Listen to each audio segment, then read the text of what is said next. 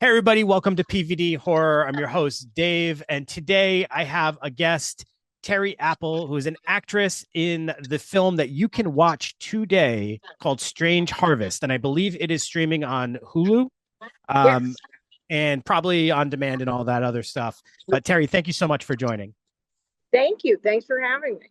Absolutely. So, Terri, I was curious, just kind of looking through your filmography. Yeah, It doesn't look like you've worked in the horror genre specifically before. Is that correct? I have not. Okay. Do you have any feelings about the genre as a whole? Well, it's interesting. Um, I I love a good thriller, and Okay. I generally, for me, pick a role. Not that we always have so much control over what we get, obviously, but Sure. I like a good character. So as an actor, I go after the character. So I loved this character of Lexi Taylor. Um, I was a little worried about the graphic nature, but Oh, he did it so well that it really, it worked out. But yeah, thriller is a different genre. I've read for things on it, but it's a very popular genre, that's for sure. yeah. Do you have any favorite films in the like thriller genre that stand out to you? Gosh, when I think back, it's really like I go the Poseidon Adventure. Like, I Okay. mean, I'm aging myself, but that was such a great any movie that is dramatic filled but takes you forward so quickly in a Sure. world.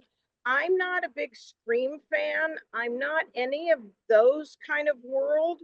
Yeah. But I can't think off the top of my head like anything that is a franchise or anything like that. But even like The Hand That Rocks the Cradle, oh Oh, yeah. God, Fatal Attraction, things like that. So Okay. I guess those are thrillers, but those aren't really graphic, whatever. I know this is a found footage Mhm. genre, and I have friends that are actors in a lot of the Scream franchises and a lot of those franchises, but I I don't know. It's a different world for me. Sure. And I like to think of some of the films that you just mentioned as horror adjacent. So maybe Okay, it's not direct yeah, horror, but it's still yeah, connected. Like Hand That Rocks the Cradle is a very chilling storyline, and the same yeah, with Fatal Attraction. Like yeah, they kind of toe the lines of horror, and yeah. I think a lot of it blends in. Um, Another thing interesting about your career is you have a background with voice acting, Yeah, yeah, and you have some cool credits with like Real Monsters. yeah, So for people my age, like that was really big growing up. And then even like Duckman was a yep. interesting throwback. Can you speak a little on like what got you into voice acting and narrating? I got into voice acting after I'd already wanted to pursue acting in Kansas City, where I'm from. And I was doing whatever local stuff was around, a few commercials, few this, but I decided the voiceover world I'd look into because I had a raspy voice and I didn't know who those people were that did those commercials. So I went to an agent who was like, "Be a secretary. I don't even know what voiceovers are." And I'm from Kansas City. Ed Asner's from Kansas City, so there were a few actors that went out to LA. And once I found out those were actors, I really just kind of pursued that genre. And I did my first voiceover at 15, which was a drive-in movie. And then I started doing whatever local acting was around, as far as like small roles and different things in Kansas City. And I wasn't even going to pursue it when I got out to LA because I really, to me, like Karen Allen, Deborah Winger, Sissy Spacek, Jessica Lange, once I saw people like that were fabulous character actors and really just very good at their craft. And I studied a lot in Kansas City, but I thought that's really what I wanted to go out to do. So the voiceovers was like a side thing. I really threw my voiceover demos in last minute. I happened, knock on wood, to make it very successfully. Oh, that's to make it successfully pretty early on in that business in my mid 20s in LA. And I'm very grateful for that. But it was kind of always a on a side road to me making it on camera, I guess you'd say. But Yeah. I have such an appreciation for it. It's so wonderful. That's amazing. And when like I said, when I saw those credits, I was like, that is so cool. What a throwback. And like things like Ah Real Monsters has like had a little bit of a resurgence because everything from the 90s is getting to be popular again. Yeah, So I yeah. mean it's great that like just to have that credit there, and is this for things that like will always kind of be in the environment of like what could potentially come back and be popular again. I absolutely love that. Um, Oh, thanks. Yeah, me too. it and you do have such a distinct voice, and I Oh, think yeah. it's so incredible because it like as much as it's great for voice acting, it actually fit this role really well too. It made you such a believable detective. I believed it right away when I saw you. That's awesome. Thank you. It's interesting because as a voice actor, it's even like I don't work from the outside in, like trying to create a voice or do anything. Everything, even in acting or voice work, is mood. It's mood driven. So Mm, anything that you do, I didn't think about what Lexi Taylor's voice would be. I played the character, and that's what came out of her based on her backstory and anything else. But I guess if you look back at some of my other on camera work, all my characters, all the voices are slightly different because they're based on the mood of the character, sure. which is interesting. Yeah. So, but yeah, but she was kind of tough. I liked her. I liked her. I always resonate Yeah. with the character, and I'm like, yeah, I like her. I could play her again, or play her in a series, or hopefully there's a teaser at the end. So hopefully there'll be a part two on this, and Sure. I'm glad it's getting good reception. So Um, so getting into Strange Harvest a little bit, I'll ask you if you don't mind, maybe to give our viewers and listeners a brief synopsis of what Strange Harvest is all about.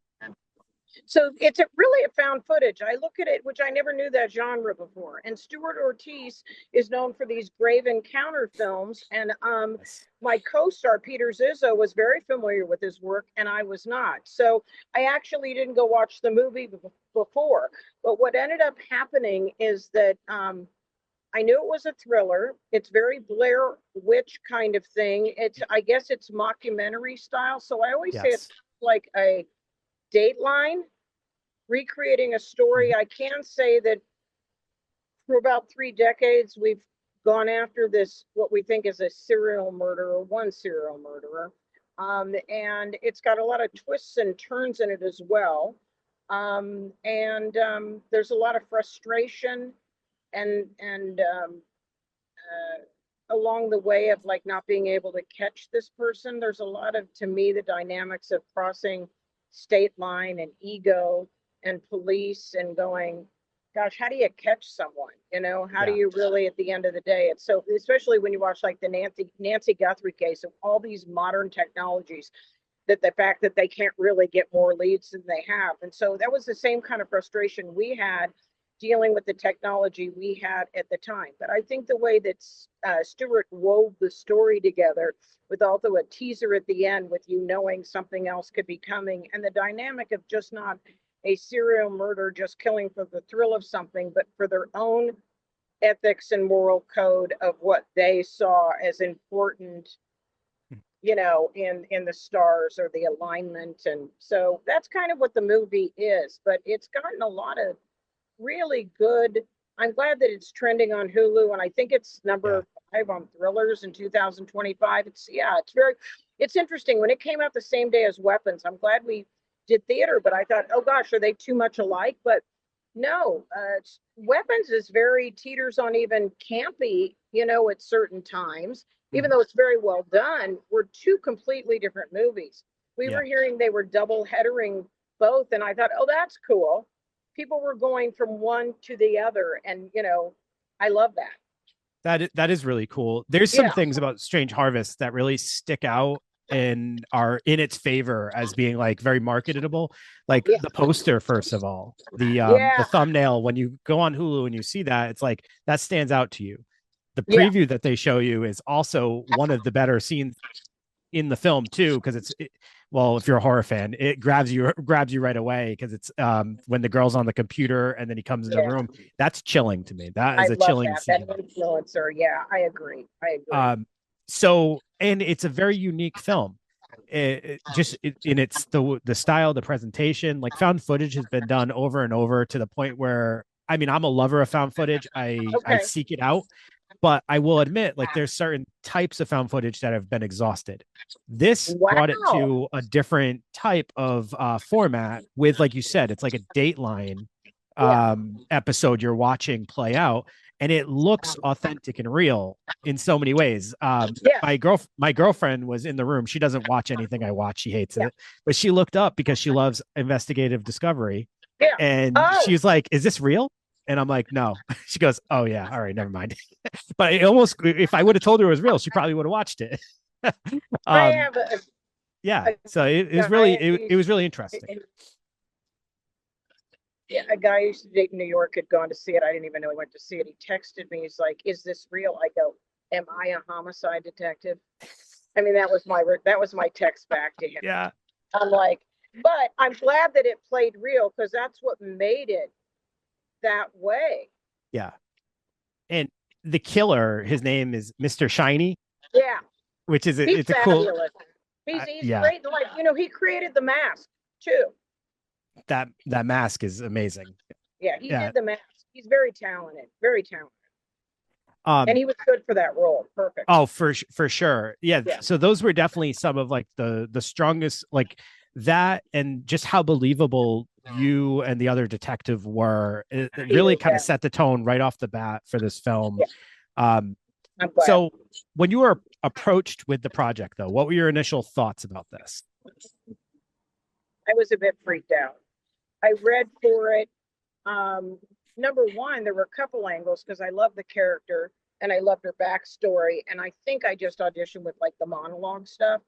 And Stuart will say it was a terrible quality tape because I didn't even have a filter then or anything else. I'd worked quite a bit in the last couple of years, but I think he goes, "Terry, your acting stood out. The tape was like bad quality." I'm like, "Oh God, I don't even know." But he had seen a lot of people. He did not have an idea in mind of whether he was going to go two males, two females, ethnic background, whatever. He just said the role, it was the role. So, but I was nervous. I was nervous because I didn't know I was going to be able to handle being on set with this stuff. There were a lot of things I had to break down. Like, okay, once I got the role, I'm like, well, I have to be on set for this. Like, I had to think, Terry, Mm. you're going to be on set with all this stuff. You don't like any of this stuff. I'm like, oh God, that's right. So I kept saying, then I can't do it. Then my answer is going to be no. And then I had a conversation with him, and he really walked me through. He's so professionally, so talented, but he walked me through everything. And then the first day on set, I thought, well, I knew my personal thing, but I went, Lexi Taylor can handle this. And the minute I zoned into Lexi Taylor and I did hair, makeup, and Hmm. everything else, I went, oh, Lexi can handle this. It's fine. But there, even walking into, I don't want to give anything away, but a dining room scene with an entire family, I think that is in the trailer actually. I would not have been able to handle that at all. Yeah. Nothing about me would have wanted to be around that. But Lexi Taylor could hand. It's weird to say, but it's weird to say. That's really, but that's the truth. Hmm. So that kind of leads me into my next question. So the format of this film presents it as a story that's unfolding, right? A story that's already happened, that's unfolding by through narration, through firsthand accounts, all these different ways of narrating it. Now, what do you think makes this story scary? How would you describe like why this is effective? It's done differently, and I think when you see a ton of movies, it ends up being the point of view. But I think this premise is also different. It's not just, oh, teenagers getting killed by a serial murderer, blah blah blah. This follows you over decades, and I think it really is from the point of view of society and somebody getting away with something, and how I think it's the way the story's told. Yeah. And I also think that in modern day and in the old days, it's like things happen. I think that there's also not really one particular pattern. There's only one serial murderer, which we kind of leave the movie wondering if this cave is having something to do with some supernatural powers that are going into these people, you know. But also I think that there's not, serial murders generally follow a certain pattern, and I think that's what makes this story different, is that the mindset of this serial murder is a little different. There are some prostitutes, then there's a teenager who's sitting at home, then there's a kid. I don't think there's really a dynamic, except for, unless you watch this movie, that you want, he's researching these people. He's no dummy, and he's like following what he needs, something from these particular people in order to get whatever he's trying to achieve. So I think that's what tells the story different. Yeah, no, I agree. And I know we've been having some internet issues here. So the part, there was something I shared, just like with, the thing that's scariest is when it's things that are involving people that are in our day-to-day versus like these ideas of monsters or aliens. So like the heinous acts that humans can commit is definitely something that's always a little chilling. But also I love this thing you're talking about when you say like, sometimes when we like look at patterns, it helps us explain things. So when things don't follow those specific patterns, that can be very chilling and uneasy as well. So that's a very interesting aspect. What drives this movie. Yeah. I think that's what drives, and I think that's what lends to the frustration as for her as a homicide detective that's pretty good at what she does. And I think that's a frustrating aspect. I think women are very specific when they're breaking something down and can be pretty anal, and men kind of, not to take anything away, but I think there's a lot of ego in the police in general and in everything. And they don't cross state lines. Like they're like, no, that's I got my own issue. And I think that she's trying to look at the bigger picture, and I think there's frustrations. We have databases, we have a lot of things, DNA, there's a lot of stuff that kind of does not get taken care of. This happens in San Bernardino County. Anyway. Yeah. So I agree. And I think that that's something that the horror audience, our viewers, our followers, I think they're going to appreciate about the film. There's a lot of things that are kind of like a breath of fresh air as far as like new takes on the found footage genre and things like that. So, and I appreciate, actually, for someone who isn't huge into the genre, I appreciate the thought process and the efforts that you put into creating this character and to developing, being a part of developing this story. I think that's really cool. Thank you. Yeah, I really just couldn't get her off my mind. If the genre freaked me out and the thought of it, and then I went, well, she doesn't die. I go, well, that's terrible, Terry, but everyone else dies. But you're like, yeah, but she's like, and I go, well, what does it matter? It's not real. It's not a snuff film. This is real. Yeah. But I just couldn't leave her character. I liked the way you told, and I think I got offered the role before I read the script. Like I really give him tons of credit for knowing exactly what he was going to do with this movie. Yeah. Yeah. And you mentioned earlier Grave Encounters, and that's that's one of my favorites in the found footage genre. Like that one, along with a few other ones, really just got me passionate about the found footage genre. I just always like have such an appreciation for it. So that's someone who definitely knows the genre, the subgenre that they're working with, and what makes it scary and what makes it effective. So it's in good hands there. So I think that helped. Yeah, it's interesting. I wonder if I would have looked into that genre or watched a movie of that prior. I approached this as a real role. I approached her as a real character, not of I'm playing somebody that's playing in a mockumentary. And I also, when there's twofold. She was being viewed, and I had her backstory of that, of not really giving a crap about all that stuff. That's not really her thing. And being asked invasive questions that kind of made her uncomfortable at times, or not really sure, but I still played her as a real character. I never approached her like I'm in a mockumentary. I just played her real as a character. So that probably helped in the sense, even myself, of not going, oh, Terry, this is, Yeah, I agree with you because that was actually something I was thinking about, like the layers of the character. And like it's you actually like completely answered a question I had previously, just like how you Oh, approached it with playing her yeah, as the character straight up versus a yeah. person playing a person in another thing. It's like I think that was that's what made it I think effective. so. Yeah. Yeah. Thank you. Um, Yeah. Yeah.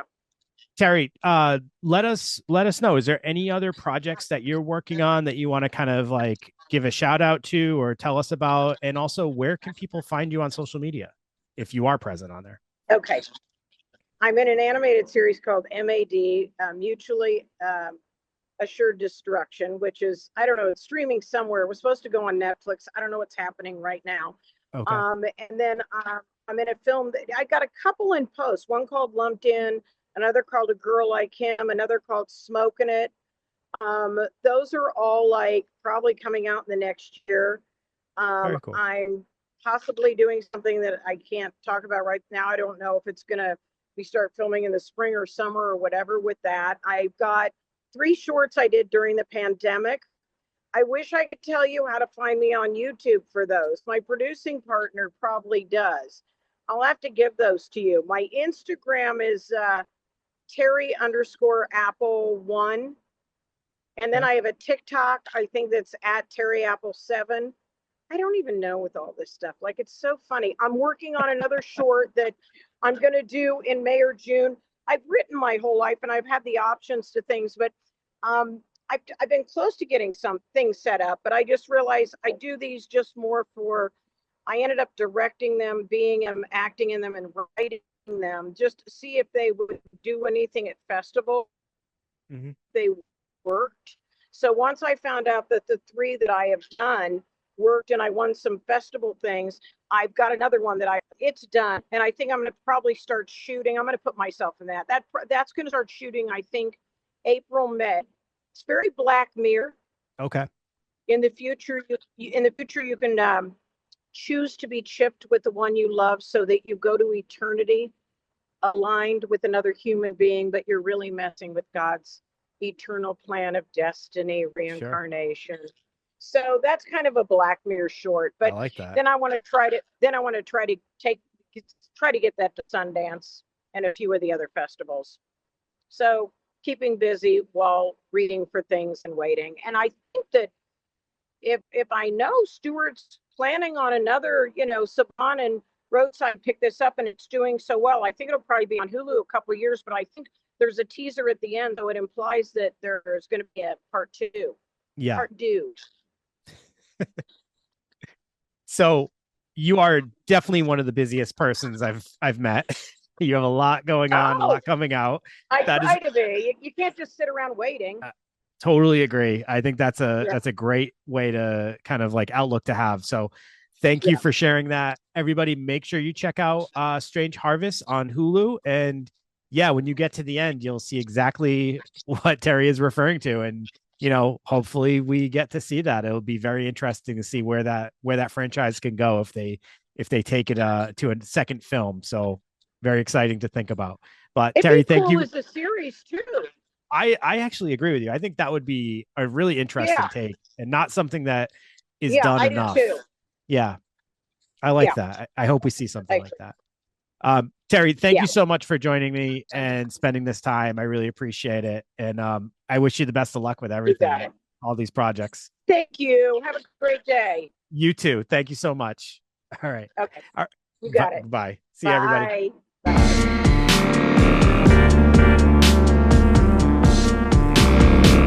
Takes a lot of love for a person to do